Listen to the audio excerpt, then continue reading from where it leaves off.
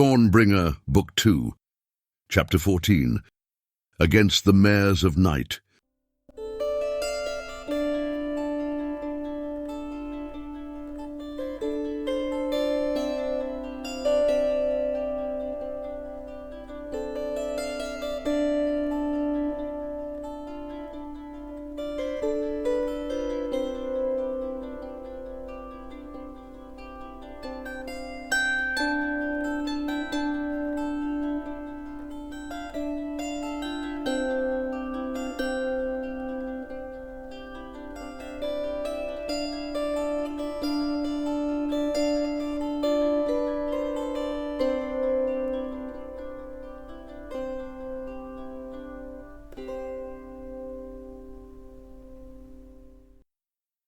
In the morning they set off early as soon as it is light, for there is no reason to remain in the damp and the cold, and they shall find it easier to stay warm by moving than by staying still. The precipitation has ceased now, though the sky remains heavily overcast, dark with clouds that only dimly allow the light of the sun through.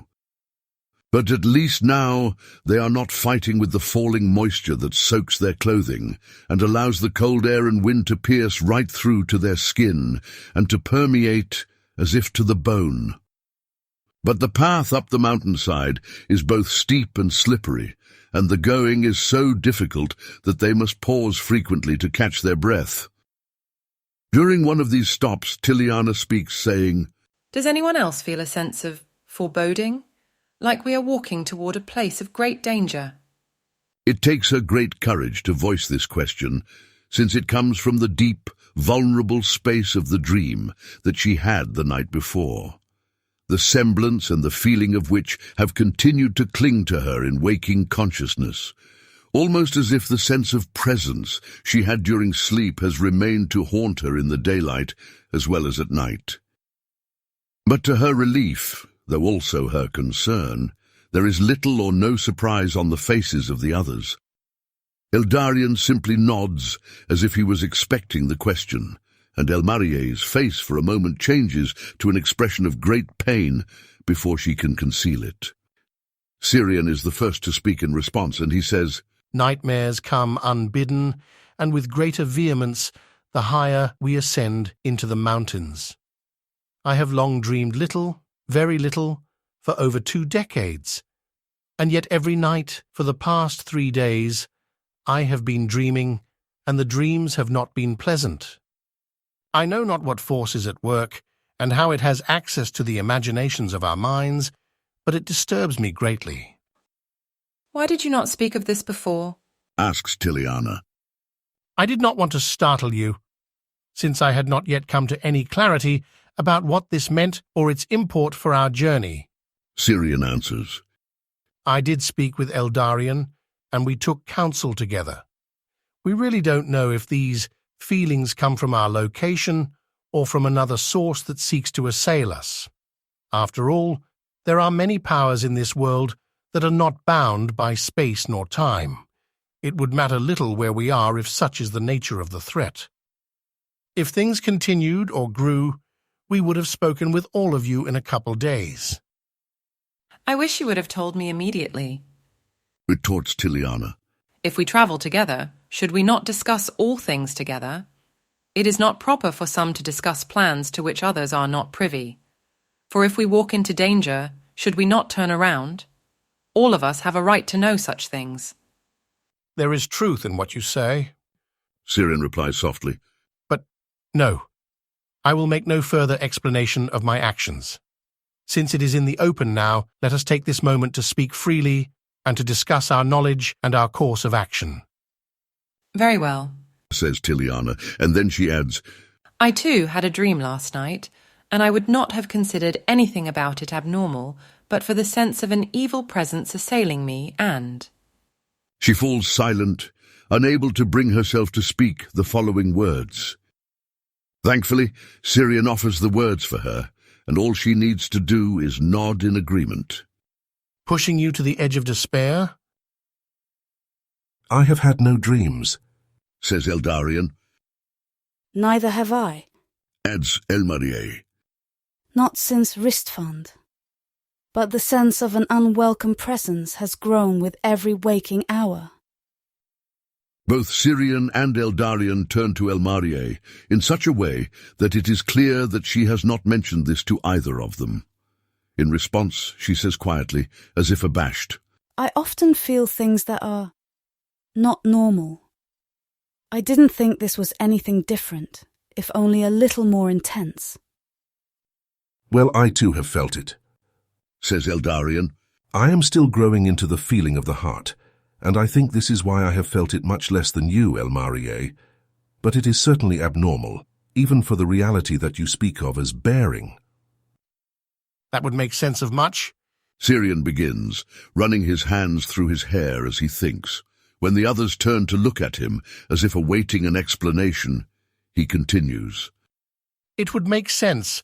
I mean, why neither of you have been troubled by dreams, and also why you feel in waking consciousness what Tiliana and I feel only as a residue from sleep. What do you mean exactly? Asks Eldarion. I mean that you each have a sensitivity of the heart that allows you to feel the waves of both good and evil with a particular clarity and intensity. Replies Syrian. You know what a gift this is, but also what a burden. Yet it is likely that whatever force you feel afflicting you now can also assail the rest of us, and indeed seeks to do so, when we are most susceptible to outside influence and can offer least resistance. In other words, when we sleep. And what about you, Rawlane? Asked Tiliana, turning to the man who has remained silent throughout the conversation. He does not answer at first, but shrugs his shoulders as if uncertain of what to say. Nothing? Offers Tiliana by way of suggestion. Not nothing, Rawlane says in reply. but I have not been pushed to despair. Rather, last night I had a dream that viscerally impressed upon me the feeling that I made the wrong decision in joining your company and should have remained in Ristfand. But I had little or no sense of an unwelcome or evil presence, as you called it. It was an unpleasant dream, but I was not aware of anything special about it. There could be many reasons for that, says Syrian. For one, you alone have not had direct experience of the bearing of the heart that lives within Eldarion and Elmarie. Tiliana was a direct recipient of a very intense act of compassionate love that saved her from the brink of death, that could not have but changed her down to the very foundations of her spirit and her heart's awareness. And I, too, have lived in proximity with Elmarie for a number of years, and even if she does not know it, I have been aware many times of her bearing my pain and my burdens with me and for me. My devotion to the goddess Niraniel also has changed many things within me, or at least I hope that it has. And if this gift has its source in her, then that explains much also in my case. Well, that makes me feel like I do indeed belong elsewhere than here. Answers Rawlane, grudging the words as they emerge but unable to restrain them. Oh, we do not think that at all. Cries Elmarie. Really, you are one of us. I confirm Elmarie's words entirely. Adds Eldarion. And we know not what the future yet holds, or if what Syrian says is even the cause. Be grateful that you have not had to taste darkness or the proximity of death in such a way that what happened to Tiliana would be necessary also for you. But I also want to say that, were I able to include you more in the affairs of my heart and of our company than I already am, I would not hesitate to do so. Thank you for your words. Rawlane begins uncertainly at first. But I suppose I just don't know how to make sense of, or feel comfortable with, this so-called gift and what it means. Why should few be chosen when all wish to fight? Why should the light be given only to some when others would also wish to wield it? And why would this capacity of bearing be the prerogative of some when others have just as much compassion?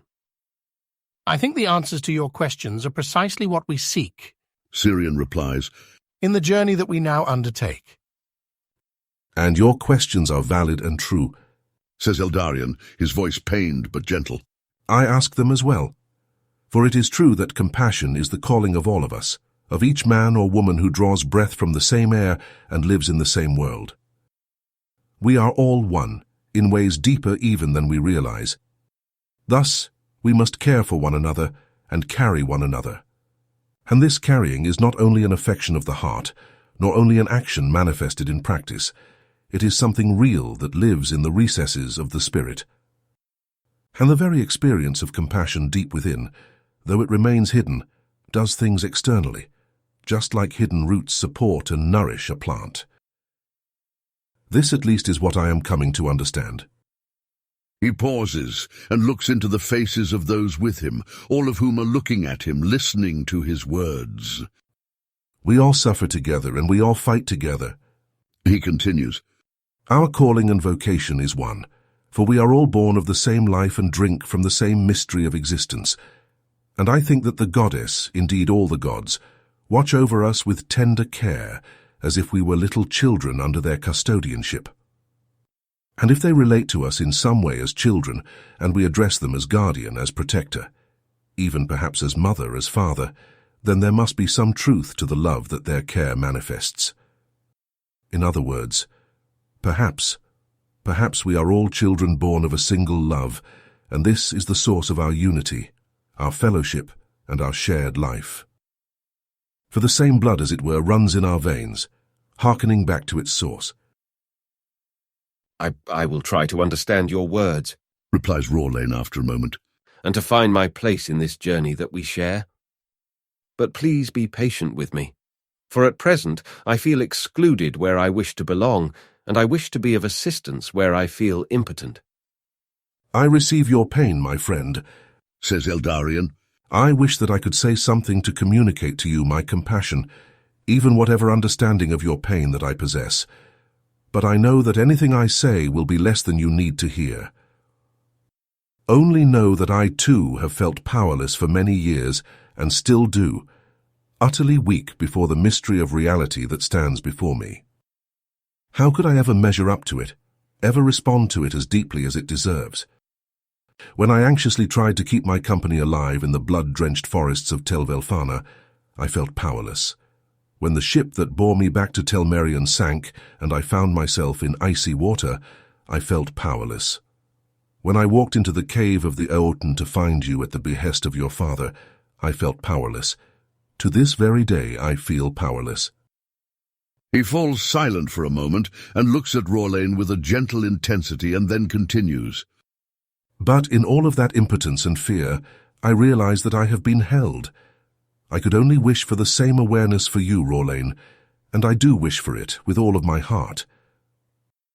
And as for your belonging among us, I can do no more than say, my heart does not doubt that you are meant to be here with us, and your presence is dear to me. Neither do I doubt that you can be of assistance, though I am glad of your company not for any benefit we may derive from it, but because it is precious in itself. I hope, above all, that you come to understand that. In response, Rawlane simply bows his head and remains silent, at a loss for words with which to reply. After a few moments, Syrian speaks, picking up the thread of the previous conversation. We still have not spoken of the import of these nightmares and these feelings for our journey. It is impossible at present to tell whether what we are experiencing is rooted in our proximity to a place of danger, or whether it is a force that assails us without regard for space. I, for one, believe that we should continue upon our current course, for to backtrack our steps and to go another way would cost us weeks. Not only should we not expend any more time than necessary, considering the fact that our journey is so pressing, but that would also raise other problems such as rations. Another consideration is that if there is indeed a force of evil ahead of us, it would behoove us to learn more about it. We may not be able to confront it directly, but clearly it is already aware of our presence.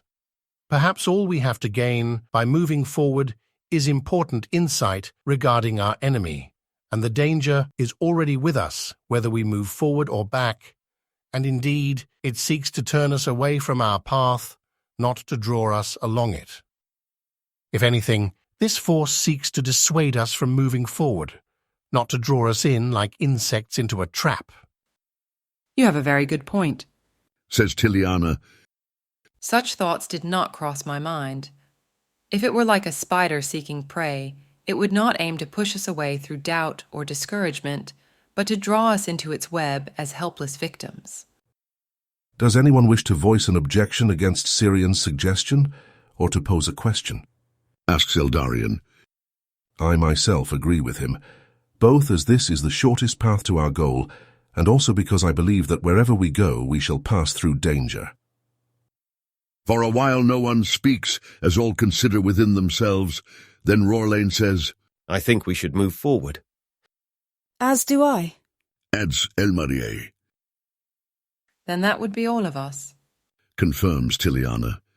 Though I must admit that I'm afraid. We are all afraid. Eldarion gently says to her, But we are not alone in that fear.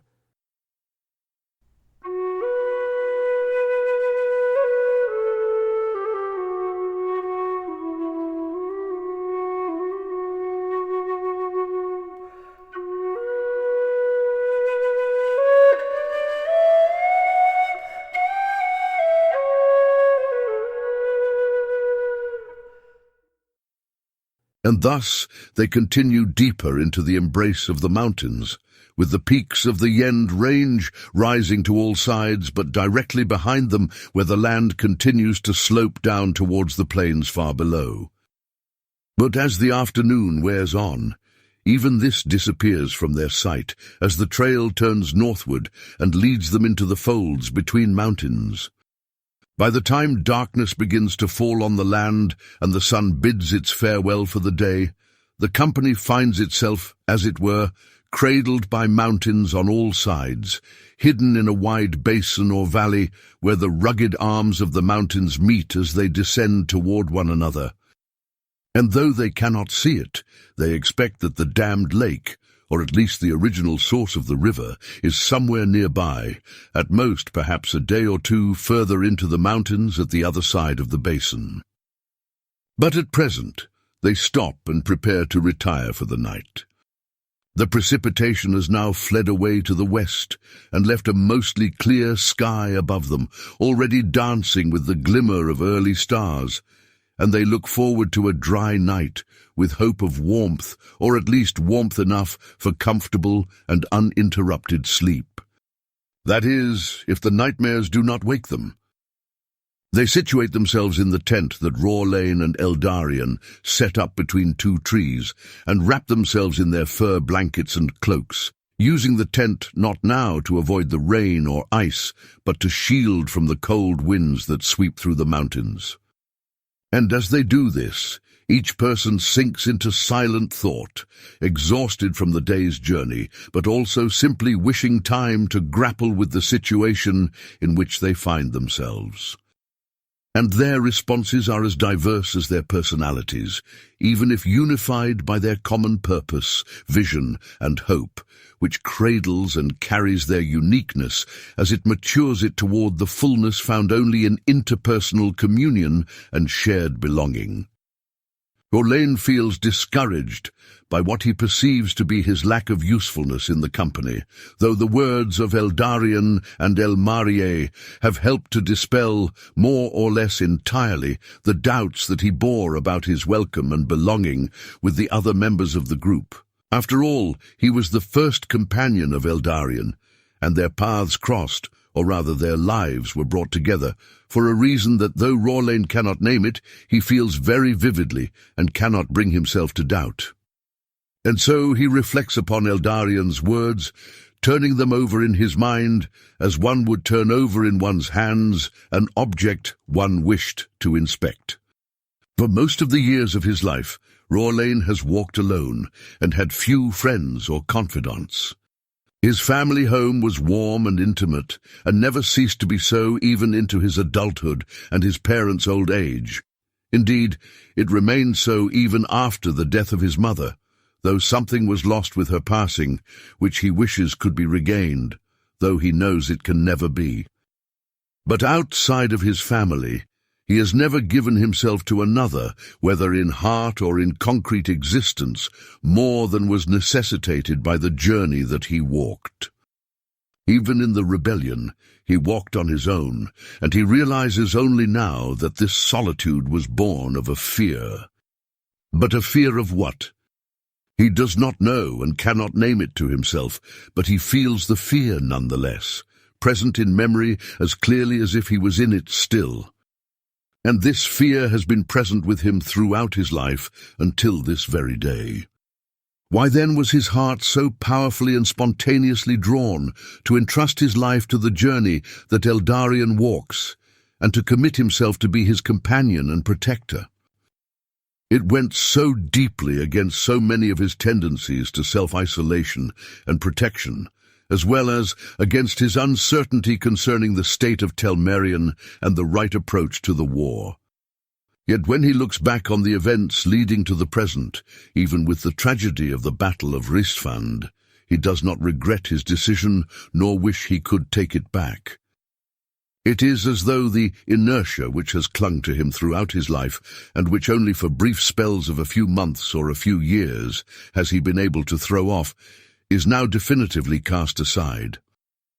Only he hopes that it is indeed cast aside, and that he does not go back on what he has chosen. All of these thoughts lead him around again to the question that he bore at the beginning, the question concerning his belonging with and usefulness for the company, and suddenly things appear clearer to his interior vision. Eldarion is right. It is not a matter of being useful. It is a matter of being, as it were, called and chosen. He was led to this point beyond his own volition, though whatever drew him awakened and carried his own will and choice, such that he was able to accept and do what, until this moment, he had his entire life failed to do. And so the question now is not whether he can be useful, but whether he will be faithful. Tiliana, for her part, is too tired to think about much of anything, and instead finds herself sinking into a state of exhausted half-consciousness that feels more restless than restful. She is afraid to drift off to sleep in the expectation of having another nightmare, and one more visceral and more irresistible than the last. And so, without any deliberation, she shakes herself awake, even as she is about to fall into sleep. The sleep departs, but the exhaustion remains, and she sits up slowly and buries her head between her knees, allowing the back of her head and neck to peek out from the blanket and to be brushed by the cold breeze or early night. She feels her hair stir in this breeze, and it almost tickles and would be pleasant were it not so cold. And then, unbidden, thoughts and feelings come flooding in, and she is too tired to do anything but allow them to wash over her. She feels a gaping hole beside her and within her, where Alcinor should be, and where he was, until only a short time ago. The longing for him is so strong and so painful that she almost reaches out to see if he is there, or to grasp for his presence in that place where neither sight nor touch can reach. And when this longing turns back upon itself in the certainty that he is gone forever, beyond the boundary of death, and her only hope of seeing him is if she is granted such a boon after her own death, her heart collapses. Tears spring to her eyes and roll freely down her cheeks, and she's only barely able to keep herself from sobbing.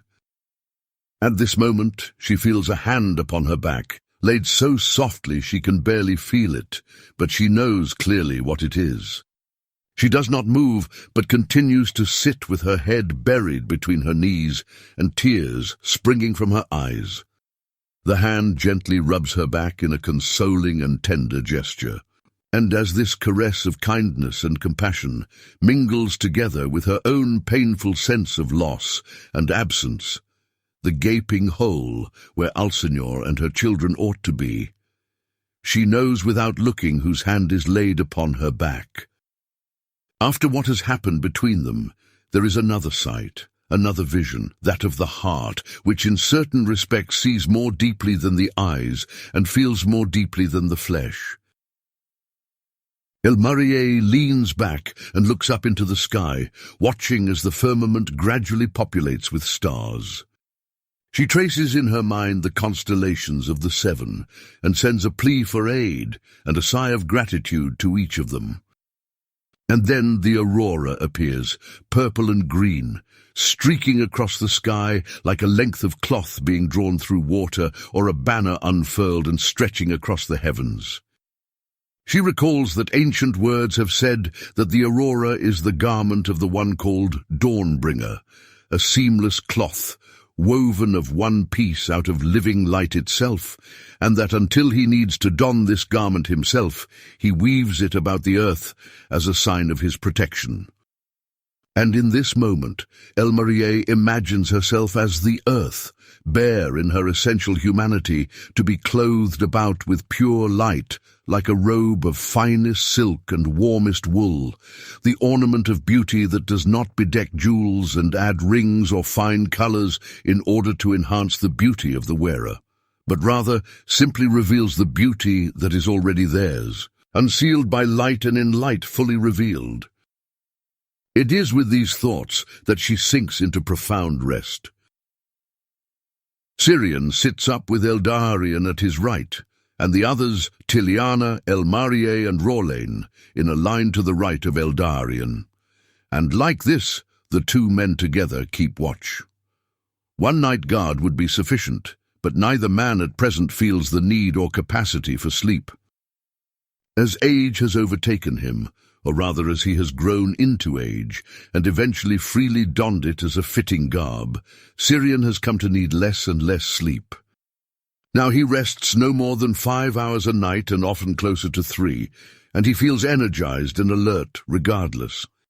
Indeed, in the rare circumstance where he sleeps more than his usual amount, he feels more fatigued rather than less.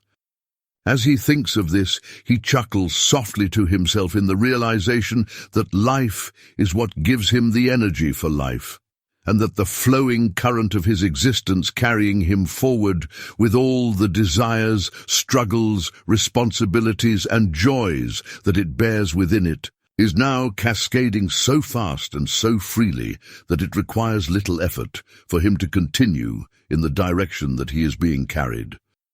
And he offers up thanks that the current that carries him is that of goodness, of virtue acquired after years of humble fidelity to the call and voice of reality as it issues its invitation, and not any other force, whether of self-interest, of sloth, or of evil.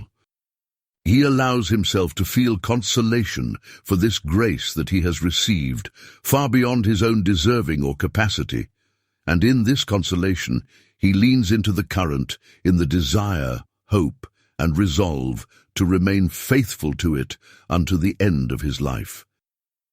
After a few minutes pass, or perhaps many more than a few, as he is not paying attention to the precise passage of time, his mind and heart carry him now to more painful thoughts. He reflects upon the horrific events that unfolded in the city of Ristfand and its surroundings, on the thousands of people who lost their lives at the hands of a force so far beyond their reckoning. He thinks of the temple and its members, and all that shall be called forth from within them in the coming months and years, and for the first time he keenly feels the sorrow of his absence.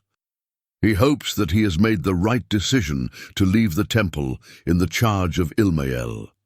And he hopes also that the resistance in the city, and wherever else it shall stir in the lands of Rovas, will look first of all to the protection and safety of the people before any thoughts of rebellion against the empire. Hersir appears to Syrian as a discerning and prudent man, but he also sensed, when in his presence, his anger and impatience, born of fear and a feeling of incapacity. And both of these oft lead a man to do rash and undiscerning things. Or rather, it is the fear of incapacity, the fear of failure, which oft leads a man to grasp out beyond what he is given, to claim control where he is asked instead to trust, and in the process to harm both himself and others, whereas the path of patience and of faith would have brought both more peace and more benefit than the path of rash action. From these thoughts, however, Syrian's mind carries him back to their current situation, and he reflects upon the mysterious presence that has been disturbing his sleep and has been oppressing the other members of the company. Of all the things that have crossed his mind or been laid upon his heart this evening, this alone causes him deep disturbance, and he finds his spirit troubled. He tries to open himself to clarity concerning the nature of this presence, turning away from thoughts about the presence itself, and certainly turning away from the presence, and instead seeking to commune with the benevolent presence of the goddess that is always with him, even if intangible. Is this force of evil nearby and awaiting us, or is it far away and reaching out to us across a distance? How could I even know such an answer unless it were revealed to me? But is it prudent to move forward, as we are, without knowing the answer? It is actually more prudent to move forward, as we have no indication either way regarding the location of the presence. All we know is that it has sought to dissuade us from our course, and if I have learned anything in the years of my life, it is that the voices of evil should be resisted or ignored, even if they seek to appear wise, for they always lead astray. There is one way alone, and the voice that marks out that way alone is worthy of our heeding and our obedience. Finally, Eldarion, as he sits beside Syrian, gently rests his hand upon Tiliana's back, feeling her anguish and sorrow flow into him as if the pulsing of the heart sending blood through the veins. He welcomes this pain and does not find it difficult to do so. For with the pain comes beauty, or rather, the pain pulses into him as if carried in the arms of beauty, the beauty of Tiliana's own heart, gentle and kind and humble in itself, and ennobled even further by her suffering and loss. He knows that someday he will need to welcome also the pain and suffering of hearts that are not beautiful but scarred and disfigured by ugliness and evil.